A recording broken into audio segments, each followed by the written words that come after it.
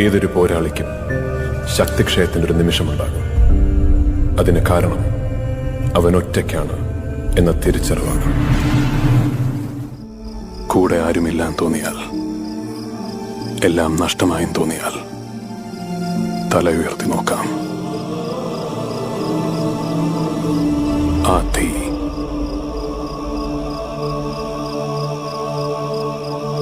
അത് ഞാനാണ്.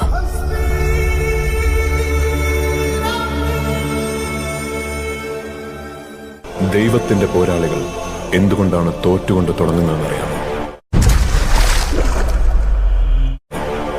അഹന്ത. അതില്ലാതെ, അഹന്തയില്ലാത്ത ഉടൻ പൊള്ളുന്ന ആല പോലെയാണ്. ആ ആലയിലെ ദിവ്യശക്തിയുടെ മുരുക്കിനൊഴുകി നിറയാനാകൂ. അങ്ങനെ നിറഞ്ഞാലേ അതൊരു ജീവിക്കുന്ന ആയുധമാകൂ.